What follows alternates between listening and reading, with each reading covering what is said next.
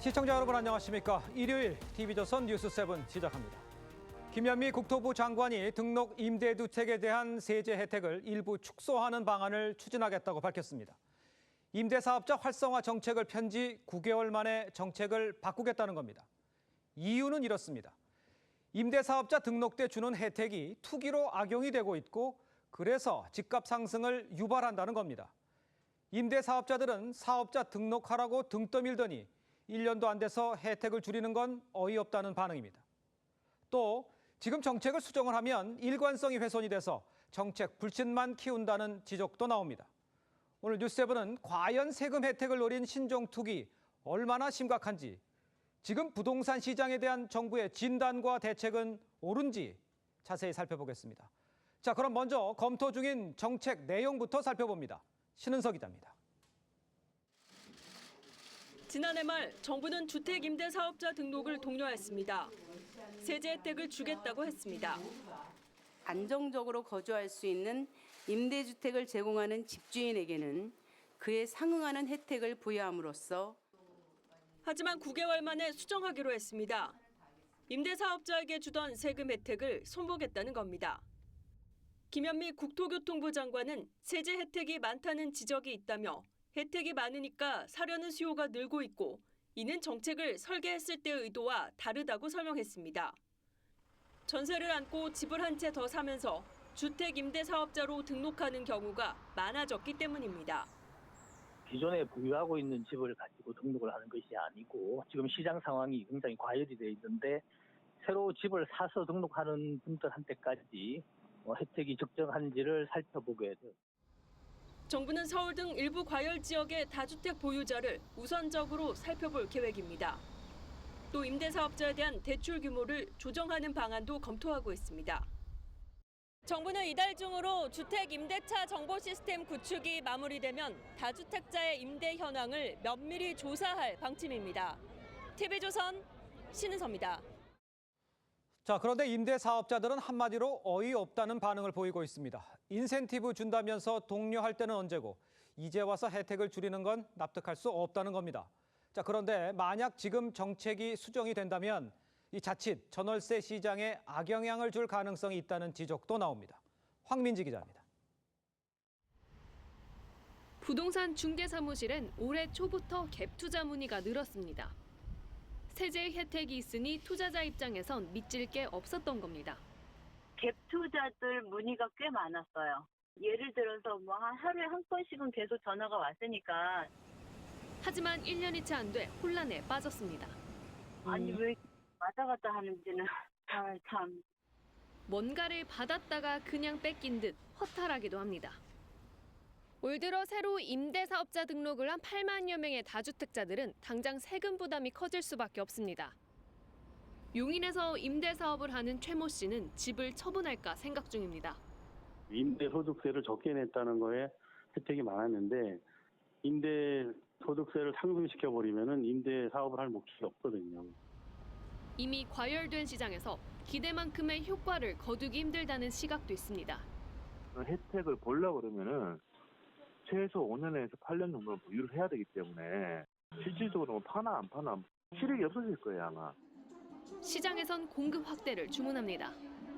아무래도 공급 부족을 해소하는 데는 시간이 걸리면서 이 때문에 서울 아파트값 강세는 하반기에도 지속될 가능성이 높습니다.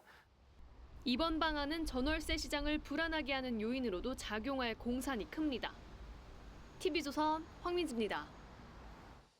지금 정부가 부동산 대책을 계속 내놓고는 있지만 정작 집값은 잡히지 않고 있습니다. 일단 시장 상황을 좀 더 신중히 봐야 하는 것 아니냐, 또 정부 내 조율도 좀 더 치밀하게 해야 하는 것 아니냐, 이런 지적이 이어집니다. 박상현 기자입니다. 지난달 27일 서울에 투기지역 4곳이 더 생겼습니다.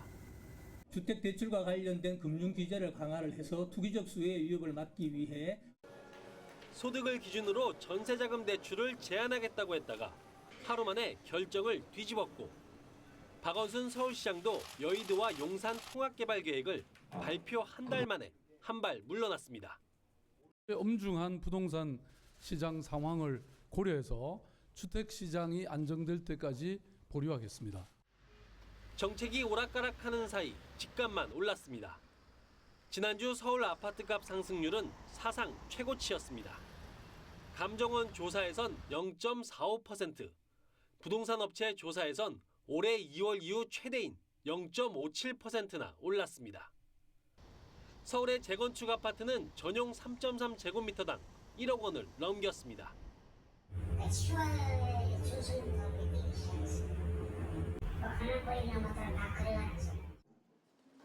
집값을 잡겠다는 정책을 계속 번복하면서 정책 실패를 자인했다는 지적도 나옵니다. 선진국들 보게 되면은 특정 지역의 집값을 잡기 위해서 정책을 펴는 나라는 거의 없다라고 보시면 됩니다. 정부 정책에 대해서 이제 내성이 생겼고, 그리고 신뢰 자체도 떨어지고. 정부는 총부채 원리금 상환 비율 DSR도 100%에서 80% 이하로 낮추는 카드를 또 만지작거리고 있습니다. TV조선 박상현입니다. 금천구 가산동에서 집안 침하로 대피했던 주민들이 지금 사흘째 집에 못 들어가고 있습니다. 이 지금 아파트 인근에서 기울기 계측과 이 전문가들의 진단이 실시가 되고 있는데 오늘 진단 결과에 따라서 주민들의 귀가 여부가 결정이 됩니다. 현장에 나가 있는 취재 기자를 연결하도록 하겠습니다. 자, 차선우 기자, 주민들의 귀가가 가능한지 결정이 나왔습니까? 아직 결정되지 않았습니다. 오늘 오후 3시부터 지질 전문가와 지자체 관계자들이 모여 회의를 계속하고 있습니다. 아파트 인근 집안의 기울기를 측정한 값을 놓고 주민들이 귀가해도 안전한지 여부를 판단하게 되는데요. 추가 균열이나 붕괴 우려가 있다는 얘기가 나오면서 판단에 신중을 기하고 있는 것으로 보입니다. 사흘째 집을 비운 주민들은 불편이 이만저만이 아닙니다. 불안감도 여전합니다. 지금 우리 상황은요, 얼른 이게 해결이 돼가지고 우리 안 불안하게, 무섭잖아요. 그래서 지금은요, 아파트 가격 이거 생각 안 해요. 오늘도 땅꺼짐 현장에서는 복구 공사가 계속됐습니다. 무너진 축대와 도로 구조물을 걷어내고 토사를 채워 넣는 작업이 이어졌습니다. 오전에는 아파트 앞뒤쪽에 집안을 시추해 강도를 측정하는 검사도 진행됐습니다. 일부 주민들은 공사 안내가 제대로 이뤄지지 않았다며 불만을 토로했습니다. 숙박 연장? 중요하지도 않아요. 그깟 돈. 이게 지금 이게 정보제공이에요. 오늘 밤 재입주가 결정되더라도 주민들의 불안감은 쉽게 사라지지 않을 것으로 보입니다. TV조선 차순우입니다. 자, 지금 보셨지만 귀가해도 좋은지 이 결정이 아직 안 된 상황인데 땅꺼짐 사고가 발생한 이 서울 가산동 아파트 주민들의 불안감은 더욱 커지고 있습니다. 내일 비 예보가 있고요. 오늘 새벽에는 사고 당시와 똑같은 소리를 들었다는 주민도 나왔습니다. 최민식 기자입니다. 아파트 주변에서 마치 양철 지붕에 빗방울 떨어지는 듯한 소리가 들립니다.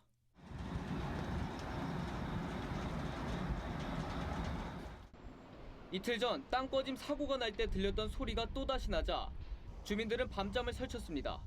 TV를 보고 있는데 지난번이랑 비슷한 소리가 좀 나는 거예요. 네, 지난번에 무너질 때도 이게 소리가 계속 나는 게 아니고 조금씩 소리가 나다가 무너진 거거든요. 구청 측은 공사장에 설치된 스프링쿨러에서 물이 새는 소리라고 해명했지만 주민들은 믿지 못하겠다는 반응입니다.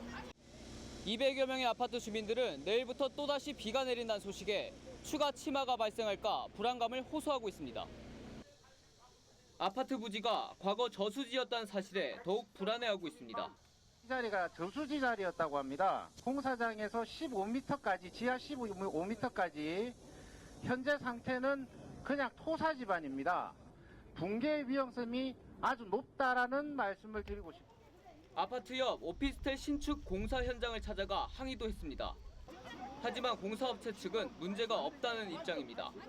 저희가 지금 계속 재고 있는 바는 기울기 변화도 전혀 없고 저 아파트가 지금 8기 때문에 저게 무너질 일은 전혀 없다. 도로 추가 균열에 붕괴 의심 소리까지 주민들의 잠 못 이루는 밤은 계속되고 있습니다. TV조선 최민식입니다.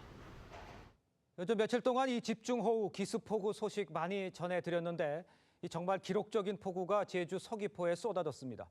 무려 시간당 120mm입니다. 제주 기상관측 이래 최대이자 이 전국으로도 역대 두 번째라고 합니다. 강석 기자입니다.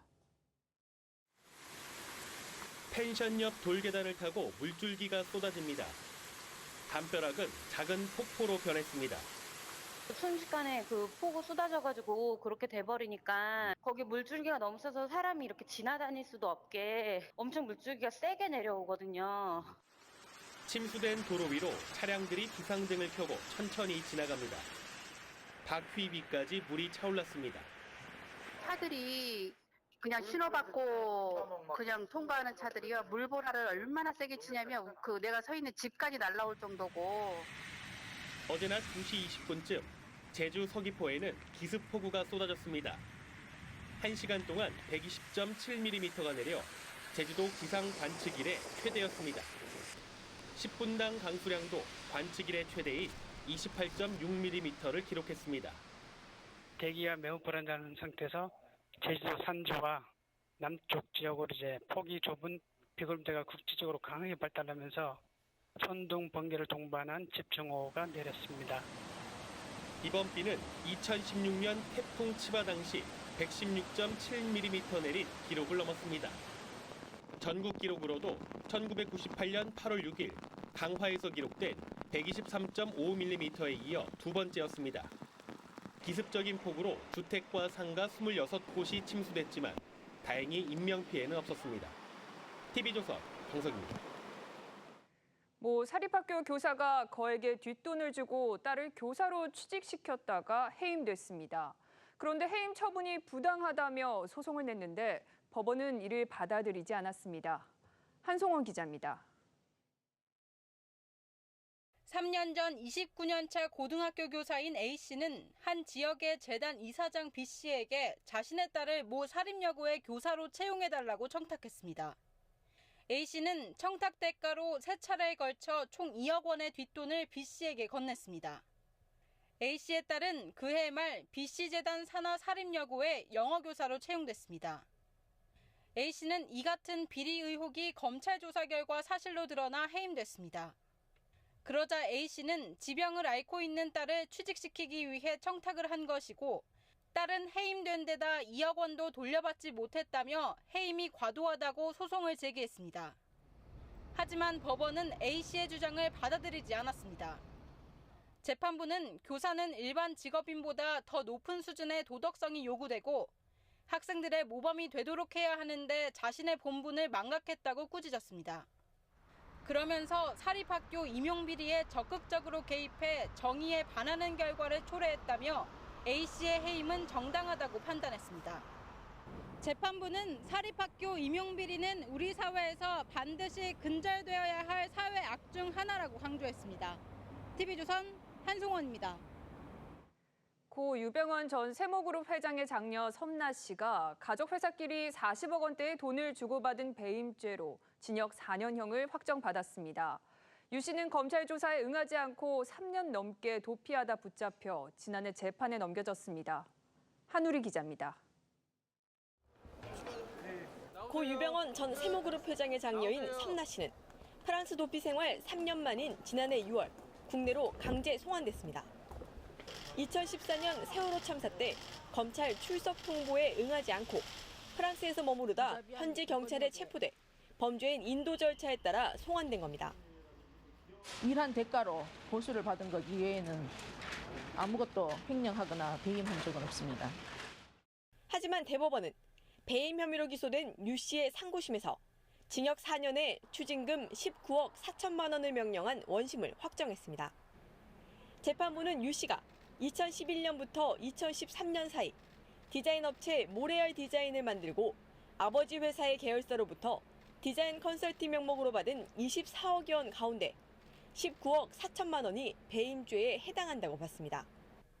또 동생이 운영하는 회사 등에 자문료 명목으로 약 20억 원을 준 혐의도 유죄로 봤습니다. 실질적인 컨설팅이나 자문이 없었지만 가족 회사라는 점을 이용해 큰 돈을 주고받아 배임에 해당한다는 겁니다. TV조선 한울입니다. 문재인 대통령이 오는 5일 방북할 특사단으로 정의용 안보실장과 서훈 국정원장을 임명을 했습니다. 지난 3월 대북 특사와 면면은 같지만 당일치기 방문으로 기간이 짧아졌습니다. 최지원 기자가 보도합니다. 오는 5일 방북할 대북 특사 5명은 지난 3월 방북했던 1차 특사단과 동일합니다. 청와대 정의용 국가안보실장이 단장격인 특사로 임명됐고 대표단에 서훈 국정원장, 천혜성 통일부 차관, 김상균 국정원 2차장과 윤건영 청와대 국정기획상황실장이 포함됐습니다. 특사 대표단 구성이 지난 3월과 동일한 것은 방북 목적의 효과적 달성과 대북 협의의 연속성 유지 등을 주요하게 고려했기 때문입니다. 다만 1박 2일이었던 지난번과 달리 이번엔 당일 귀국할 예정입니다. 서로 내용을 잘 알기 때문이라고 청와대는 설명했습니다. 북한의 정권 수립일인 9월 9일과 인접할 가능성을 차단하기 위해서는 아니라고 청와대는 말했습니다. 특사단이 김정은 위원장을 만날지 문재인 대통령의 친서를 가져가는지는 알지 못한다고 청와대 대변인이 전했습니다. 청와대는 방북 의제에 대해 대북 제재에 위반되지 않는 선에서 판문점 선언 이행 내용을 협의할 수 있다고 했습니다. 3차 남북 정상회담과 함께 남북 연락사무소 개소 날짜도 확정될 거라고 알렸습니다. 정의용 안보실장은 9월 초에 남북 연락사무소가 문을 열 예정이라고 말했습니다. 미 국무부는 남북 관계의 진전은 비핵화의 진전과 보조를 맞춰야 한다는 입장이어서 향후 한미 간 마찰 가능성도 나옵니다. TV조선 최전입니다. 북한 청진 25호 정치범 수용소의 위성 사진이 공개됐습니다. 사진 속의 정치범으로 추정되는 인물들은 들판에서 감시를 받으면서 노동을 하고 있었습니다. 정운섭 기자입니다. 초록색 들판 중간에 작은 그림자들이 보입니다. 사진 한 켠에 수감자와 경비원으로 추정되는 인물들이 곡식을 추수하는 모습이라고 적혀 있습니다. 주변엔 손수레로 짐작되는 물건들이 자리 잡고 있습니다. 수용소 감시탑이라고 적힌 건물도 눈에 띕니다. 조금 떨어진 곳엔 수용소 담장이 지나갑니다. 지난 1일 미국의 소리 VOA가 공개한 북한 청진 25호 정치범 수용소 사진입니다.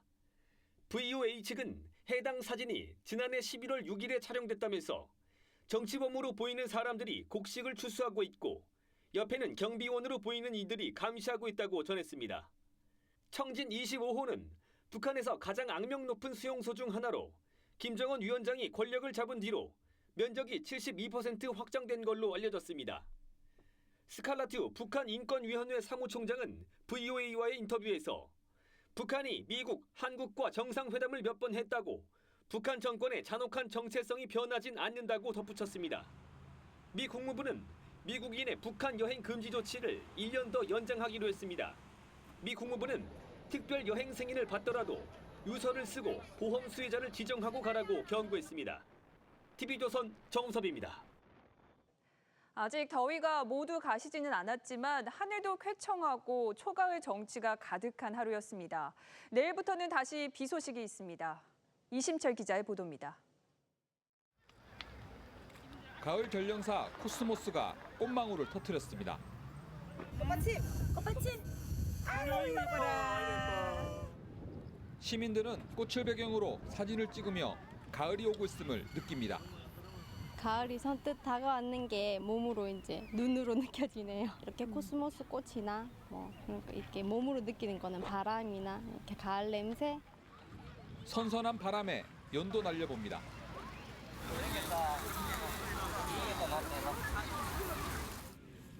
어릴 때 좀 많이 날렸어요. 친구들하고. 지금 시원하고 가족들 나오니까 기분도 좋고. 오늘 강원 홍천이 30도로 가장 높았습니다.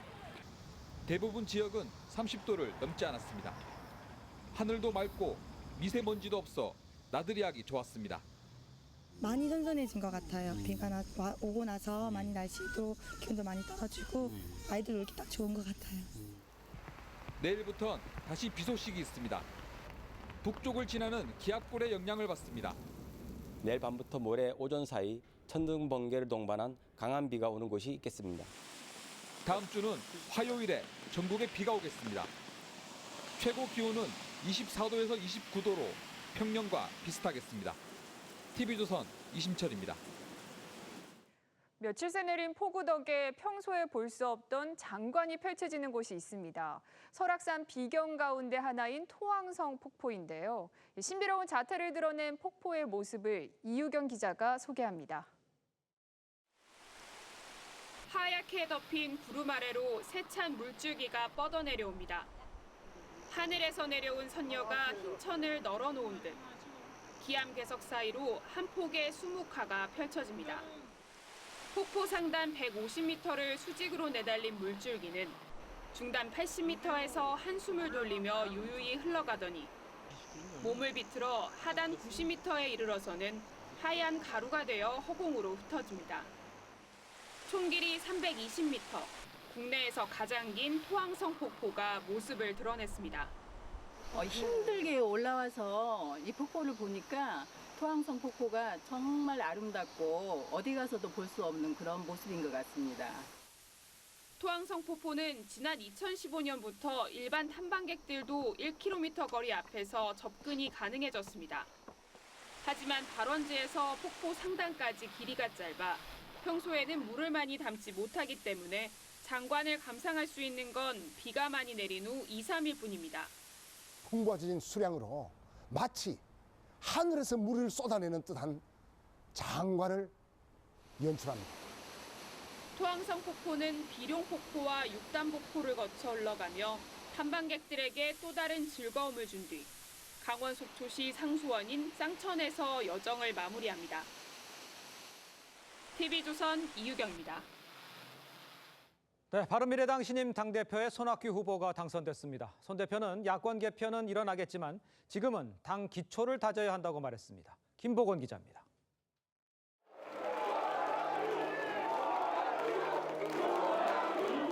바른미래당 통합 이후 처음 치러진 전당대회에서 손학규 신임 당대표는 27% 지지를 얻어 1위를 차지했습니다. 하태경 후보가 22%를 얻어 2위, 이준석 후보가 19%로 3위를 기록했습니다. 손 대표는 대통령과 여당의 갑질을 막지 못하면 국민이 죽는다며 선명 야당을 주장했습니다.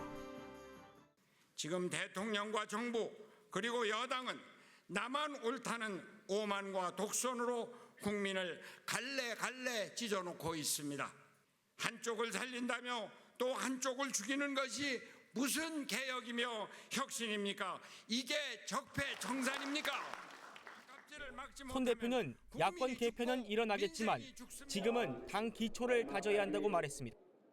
노무현 정부 당시 대선 후보였던 손학규 대표의 당선으로 당시 총리였던 이해찬 민주당 대표, 당시 정책실장이었던 김병준 한국당 비대위원장, 당시 여당 대통령 후보였던 정동영 평화당 대표까지 올드보이의 귀환이 완성됐다는 평가가 나옵니다.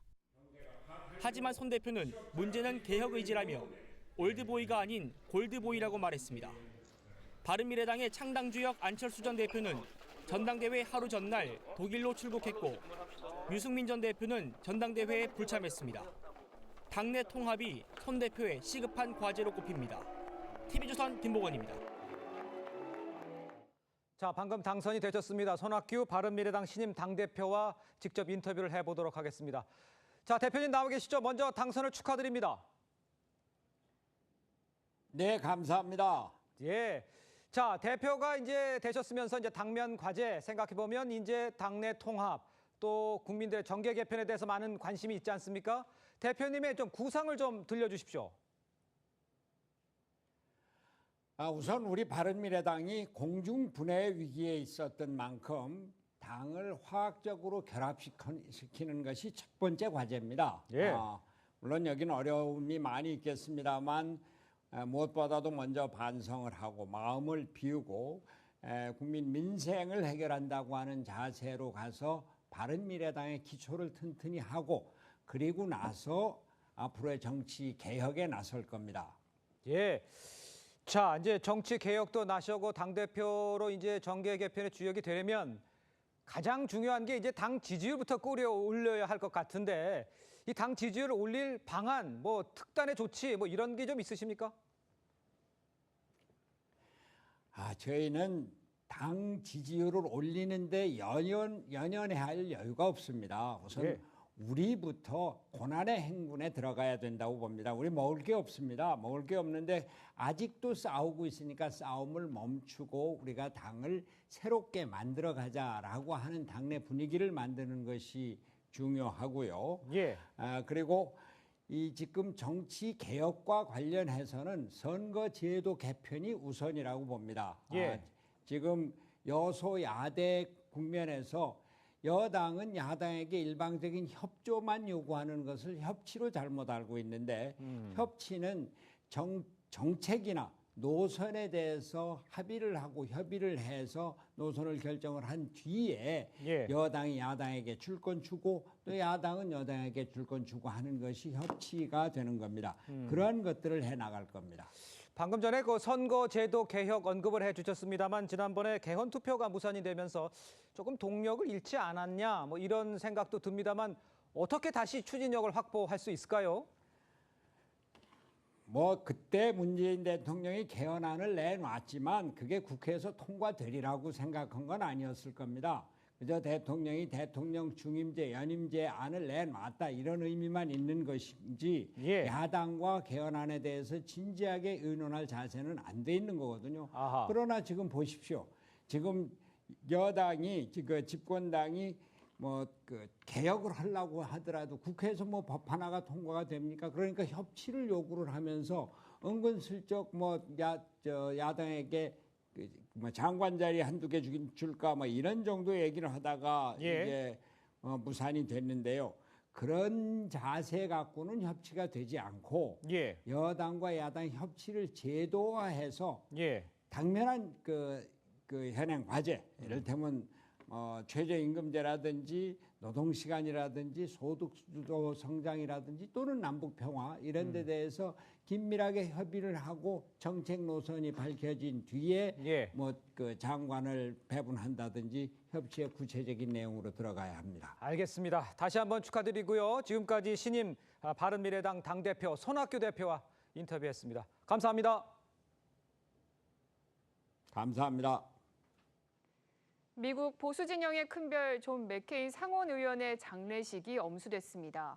오바마와 조지 부시 두 전직 대통령을 필두로 민주공화 양당 인사들이 두루 모인 이번 장례식은 트럼프 대통령 성토 대회를 방불케 했습니다. 권은영 기자입니다. 현지 시간 1일 워싱턴 국립성당에서 엄수된 존 맥케인 상원 의원의 장례식. 유족 대표로 장녀 메건 맥케인이 인사말을 시작합니다. The America of John McCain has no need to be made great again because America was always great. 트럼프 대통령의 슬로건 미국을 더 위대하게를 겨냥한 발언입니다. 이어 연단에 오른 조지 부시 전 대통령.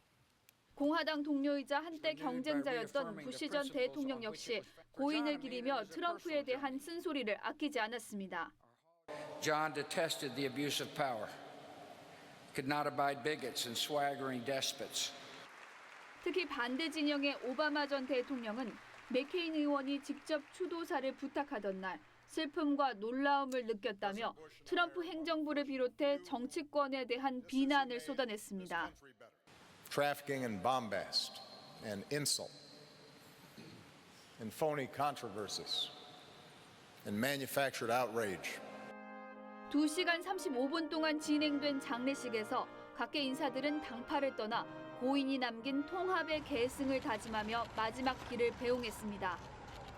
반면 이 자리에 초대받지 못한 트럼프 대통령은 추모 메시지 없이 골프장으로 직행해 논란이 되고 있습니다. TV조선 권은영입니다. 네, 놓치면 아쉬운 더하기 뉴스 시간입니다. 오늘은 정치부 박지호 기자 나와 있습니다. 안녕하세요. 안녕하세요. 네, 반갑습니다. 더하기 뉴스 첫 번째 키워드 보겠습니다. 30년 성추행 캐나다가 발칵. 어떤 내용입니까? 네, 캐나다에서 가장 유명한 발레단이 성추행 스캔들에 휩싸였습니다. 영국과 캐나다 매체들이 이 내용을 주요 뉴스로 보도를 하고 있습니다. 문제의 발레단은 로열 위니펙 발레단입니다.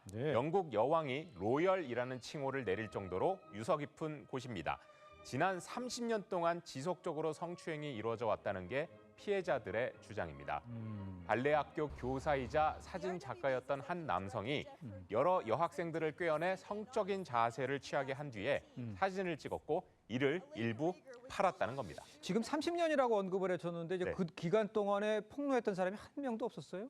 네, 일단 피해자가 16살 등 어린 학생들이고 이 학교가 경쟁이 치열한데 경쟁이 치열한 이 발레 학교에서 지도자 위치의 남성이었으니까 혹시 이걸 거부하면 불이익을 받을까 봐 시키는 대로 할 수밖에 없었다. 이런 게 피해자들의 주장입니다. 예. 당사자인 남성과 발레단은 해당 의혹을 부인하고 있습니다. 그렇군요. 자, 두 번째 키워드 보겠습니다. 나보다 더 잘하네 생각할 것이다. 이해찬 민주당 대표인데요. 네, 이해찬 민주당 대표가 어제 경남 김해 봉하마을을 찾아서 한 말입니다. 예. 어제는 고 노무현 대통령의 생일이었는데 이 대표는 분향 등을 마치고 음악회에 참석을 했습니다. 이 자리에서 나라를 나라답게 만들고 한반도 평화를 위해 당당하게 책임을 받아들일 것이라면서 아마 하늘에 계신 노무현 대통령께서도 나보다 더 잘하네 이렇게 생각할 것이다. 이렇게 말을 했습니다. 네. 이해찬 대표의 봉하행은 당 대표가 된 뒤에는 처음이고요. 당 대표 후보이던 지난 7월 28일 이후 한 달여 만입니다. 그렇군요. 네. 자, 마지막 키워드 보겠습니다. 들어오고 나가고 홍준표 전 대표, 안철수 전 대표의 모습입니다. 네, 그렇습니다. 미국에 있는 홍준표 전 대표가 오는 15일쯤 귀국할 예정인 가운데 페이스북에 긴 글을 남겼습니다. 홍 전 대표는 페북 절필 선언을 했었었죠. 네, 홍 전 대표는 국민과 직접 소통하기 위해서라도 페이스북을 사용하지 않을 수 없다면서 절필 선언 번복 이유를 밝혔습니다. 기울어진 운동장, 그러니까 언론이 왜곡됐다 이렇게 주장을 하면서 페이스북은 본인의 뜻이 왜곡되는 것을 막는 국민과 직접 소통하는 길이다 이렇게 말을 했습니다. 안철수 전 대표는 어떻게 독일로 떠났습니까? 네, 오늘 바른미래당 전당대회를 하루 앞두고 어제 독일로 떠났습니다. 부인 김미경 서울대 교수도 별도 일정으로 독일로 출국한 것으로 알려졌습니다. 안 전 의원은 앞으로 독일을 중심으로 유럽 지역에서 1년 이상 머물 계획인 것으로 전해집니다. 그렇군요. 지금까지 정치부 박지호 기자였습니다. 수고했습니다. 올가을 원조 아이돌 그룹들이 돌아옵니다. 90년대에 정상을 놓고 경쟁했던 H.O.T와 잭스키스가 10월 같은 날 콘서트를 열고 신화와 G.O.D도 데뷔 20주년 기념 공연을 준비합니다. 박소영 기자입니다. 1990년대 대표 아이돌 H.O.T가 완전체 컴백을 알렸습니다. H.O.T는 다음 달 13, 14일 잠실주 경기장에서 단독 콘서트를 엽니다. 17년 만의 재결합에 멤버 토니안도 기대감을 표했습니다. H.O.T와 90년대 아이돌 시장을 양분했던 잭스키스도 같은 날 올림픽공원 체조경기장에서 팬들을 만납니다. 라이벌 간 맞대결에 팬들도 기대감을 나타냅니다. 올해로 데뷔 20주년을 맞은 신화는 최근 스페셜 앨범을 발매했습니다.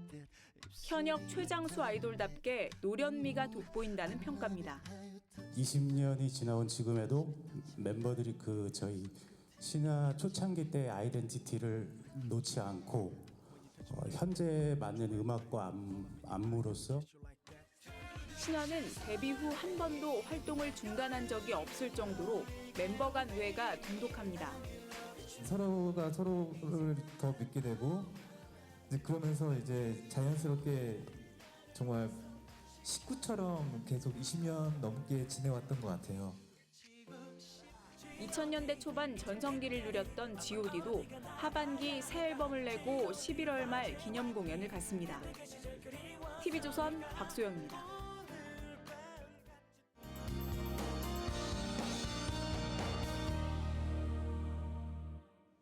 내일 출근길에는 우산과 얇은 겉옷 챙기셔야겠습니다. 전국이 흐리고 새벽부터 전남 남해안과 경남, 경북 동해안에 비가 오기 시작하겠는데요. 아침에는 경기 북부와 강원 영서 북부, 오후에는 전국으로 확대돼 비가 내리겠습니다. 특히 중부와 경북에 시간당 40mm 이상 매우 강한 비가 예상돼 우려가 되고 있는데요. 중부지방과 경북은 많은 곳은 150mm 이상 폭우가 쏟아지겠고 그 밖에 남부지방은 20에서 60mm의 비가 내리겠습니다. 내일 비가 내리면서 전국에 바람도 강하게 불겠습니다. 체감 온도가 떨어져서 다소 쌀쌀하게 느껴지겠는데요.